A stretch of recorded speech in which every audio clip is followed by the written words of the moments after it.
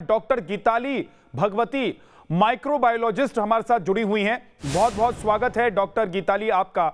Doctor Geetali, जिस strain के बारे में हमारे सहयोगी बता रहे हैं, जानकारी दे रहे हैं, जिस स्ट्रेन के बारे में स्वास्थ्य मंत्रालय में जब मीटिंग हुई उसमें चर्चा हो रही थी, क्या ये स्ट्रेन जो वैक्सीन हम लोग लगवा रहे हैं इस वैक्सीन से प्रोटेक्टिव है? क्या इस वैक्सीन से लगाने के बाद बचा जा सकता है इस स्ट्रेन से, या फिर ये स्ट्रेन कितना अलग है, कितना खतरनाक है, इसकी पहचान क्या है, इसके संक्रमण का तरीका क्या है?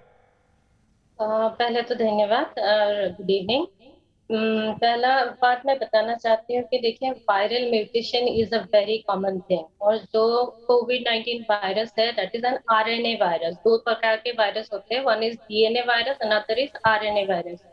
तो आरएनए वायरस का जो म्यूटेशन होता है that is very fast, and उसको ये होता है कि मुझे दूसरा बनना है। एवरी डिलीशन मतलब एक भी जीन स्ट्रक्चर का जो जीनोम स्ट्रक्चर होता है उसमें अगर एक भी जीन वहां से हट जाए या ऐड हो जाए तो उसको वेरिएंट्स बोलते हैं हम लोग। तो variants, lots of variants has come up since last one और ऑलमोस्ट कितना अभी ऑलमोस्ट 1.5 साल होने को है। तो we have seen lots of variances, and but ये है कि मैक्सिमम वेरिएंट्स ऐसे होते हैं कि वो अपने आप गायब हो जाते हैं।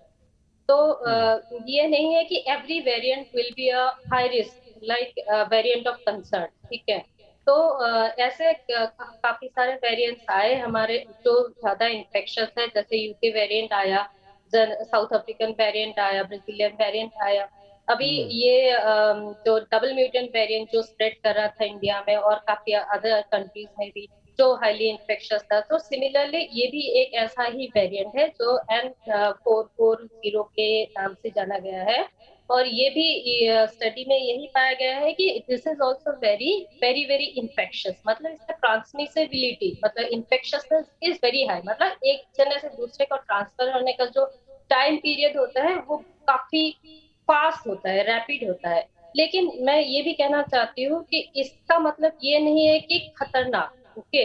तो इन्फेक्शसनेस के बारे में इसका दिया गया है, लेकिन ये कितना विरुलेंट है, मतलब डिजीज कॉजिंग जो इसका इफेक्ट, जो इसका पोटेंशियल है वो कितना है, वो नहीं दिया गया है। तो infectiousness is obviously it is very very infectious जो स्टडी में आया है, लेकिन विरुलेंट कितना होगा इसके बारे में हमें अभी तक पता नहीं है। तो हो सकता है कि इन्फेक्शसनेस अगर है, तो अगर माइल्ड इन्फेक्शन होता है तो डरने वाली कोई चीज नहीं है।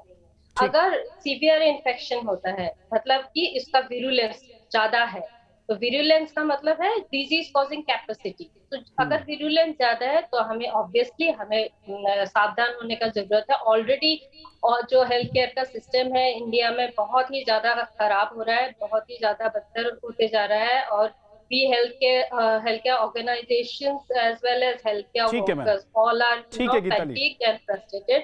ठीक है डॉक्टर गीताली, आपने बहुत सारी बातें स्पष्ट कर दी हैं, लेकिन एक बात जो कुल मिलाकर ये गांठ बांधने वाली है वो ये कि आपको अपना बचाव करना है, और आपको बचाव करना कैसे है? आपको मास्क लगाना है, आपको जो प्रोटोकॉल्स बताए गए हैं उसको फॉलो करना है, उसका ध्यान रखना है, बिल्कुल भी लापरवाही नहीं करनी है। बहुत बहुत शुक्रिया हमारे साथ जुड़ने के लिए डॉक्टर गीताली आपका, और सैयद आमिर हुसैन आपका भी बहुत बहुत शुक्रिया तमाम जानकारी के लिए। एक छोटे से ब्रेक के लिए हम रुक रहे हैं, फौरन वापस लौटेंगे।